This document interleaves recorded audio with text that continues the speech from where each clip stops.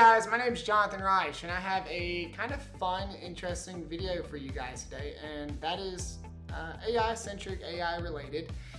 Basically, as you can see, because you clicked on the topic of today's video, is how are AI tools able to analyze our general ledger data for us? And so there's a lot of talk, a lot of AI buzzwords, AI this, AI that. In accounting, it's going to replace bookkeepers, whatever. This is not that. This is how we can use a tool to better do our jobs. And so how do we use it to analyze our general ledger data? Well, why don't we just throw it into Google Gemini or ChatGPT and see what it spits out? Please do not do that. You're going to give sensitive company information that maybe has customer addresses or phone numbers or emails into an LLM that is owned by Google, and they're going to take that thing to the moon. It's theirs now. You're not getting it back. Don't plug sensitive data into LLMs. ChatGPT and OpenAI are no different. Once you upload it, it's no longer your property. That's my opinion. You're probably going to get in trouble by an IT compliance manager. Let's think about this a different way. So what I've got on my screen today is we've got digits. I'm in a test firm, and I've got an old QuickBooks Intuit account for a company that I basically used a year and a half ago to track some things with a year-end adjustment. Both of them have access to this plain text, general ledger analysis tool, which I think is really, really neat. So basically, you can just type in questions. You can see I played with it for about 10 minutes before making this video because I kind of wanted to see what they were capable of. So I don't want to ask any questions that I've already pitched to it. I needed to come up with a new thought. So I'm just going to say, tell me what the largest driving factor for revenue was last year. That's a pretty nuanced question. You'd probably have to do some research, pull your GL, and really dive in to get an answer to something like that. So tell me what the largest driving factor for revenue was last year. Hit enter. And let's see what I'm sorry, I accidentally hit the wrong button. So I'm gonna hit paste again, and we're gonna send that out, and it's gonna tell me. And I'm gonna do the same thing here for my Intuit Intelligence. Okay, and away we go. So right now, we can see that Digits has already given us an answer. The largest driving factor for revenue last year was a substantial increase in subscription revenue. Subscription revenue grew by $750,000, 51%. Meanwhile, sales revenue actually decreased by $265,000. So it's able to pretty much instantly generate something. Like imagine you're sitting across from a banker. You're trying to get a line of credit or a loan. And he says, tell me why income went down this month 8 months ago. You're sitting there, you got your laptop open, you just start typing. Say, okay, well, otherwise I'd have to go into the revenue, look at maybe 1,000 lines or a couple invoices depending on how your system is set up, go into Stripe, and it's really dive deep. This lets you get away with not doing your homework, in my opinion, which is fine. You're just gonna always want to double check to make sure it's correct and that nothing is incorrect, because you can see right here, you can make mistakes. All of these AI features can make mistakes, but most of the time for something as point blank as this, it should be able to get you the answer. I'm unable to provide an answer to your question about the largest driving factor for revenue last year. This was a trick question. I don't think I had any revenue in this company. The data shows there are no income account details for the 2025 period. That could mean income accounts haven't been set up or improperly configured. Okay, that's fair. I asked a loaded question because I forgot that I had no income booked to this account. So let's see. Let me think about something.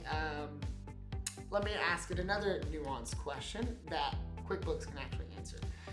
And this is just me coming up on the fly, guys. I'm just coming up with questions live here so you guys can see. This is not, I haven't vetted or tested any of these. I just want to showcase what these things can do. So tell me about my most significant, I need to make sure I spelled that right, significant, and spell it correctly without typos, balance sheet accounts are.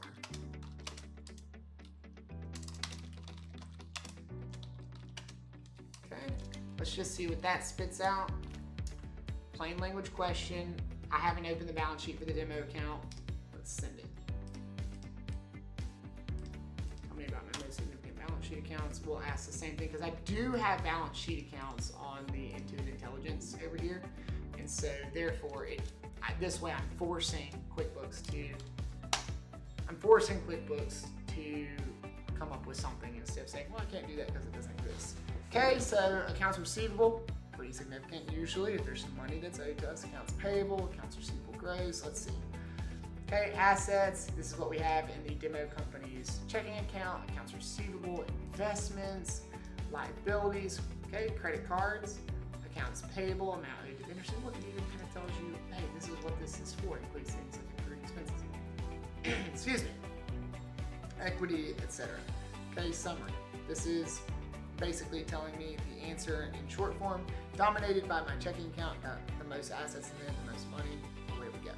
Let's see what Intuit comes up with. So I hit enter, not too far apart. You can see that Intuit is still thinking.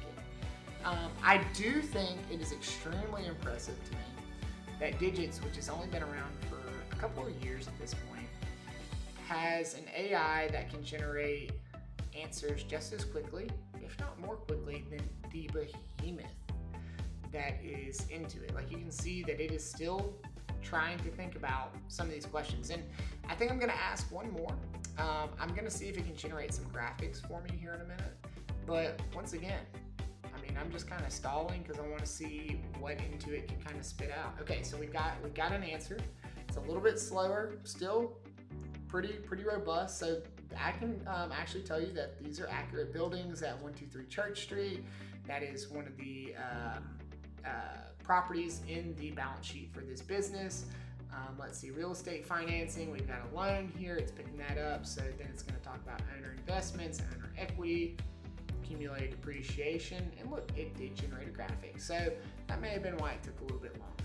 Overall, really impressed. Both did a really good job. So let me see if I can come up with one more question. Tell me who my largest customers are.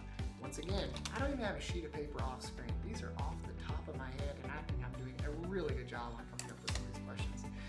Tell me who my largest customers are. Generate a graph to go with it. Okay, let's see. I'm going to copy and paste that to a clipboard. Okay, I don't think I copied and pasted that. I'm not gonna lie, I might have to type that again. Yeah, tell me about who my largest customers are. Generate a graph. Okay, oh, look here. That quick. Digits is that quick. Total revenue, it's going to give it to you in chart form, and then it does have a nice little infographic there. So overall, guys, really impressed. Pretty cool software, pretty cool implementation. These are all off the cuff. Let's see. No sales data was found for the period, and I know that this is actually wrong. I do have customers in here with income listed for this company, so I'm not exactly sure why it didn't spit anything out, because I have income, maybe not for the last year like that first question asked, but there is money coming into this. So I might not have been specific enough and said do a 2-year look back. I wanted to know my largest customers in general, and it didn't pick up on that nuance. So pretty interesting. Overall, guys, this is how you should be analyzing general ledger data. Obviously, double check it. Make sure it's right. Don't trust just the graphics because they're savvy. Make sure that everything is correct, but it gives you a place to start looking, and it can cut the time down. And that's ultimately what we want. There are other platforms out there that offer AI, general ledger analysis. I think Puzzle does it, and I would be surprised if like Sage Intacct did not offer it. I don't know about NetSuite just because it's so large. I don't have access to one of those currently, to one of those platforms currently. But with as large as it is, I would struggle to imagine that it doesn't have something of this nature, but it just may not be this tailored this quick. So overall, guys, hope you enjoyed the video. Hope you enjoyed the content. This one was kind of fun to make because I didn't really have like a set talking schedule, set talking point. I just wanted to see what they could do. So hope you learned something. I hope you pick an accounting software that has these features so that you can save time later on. And thanks for watching.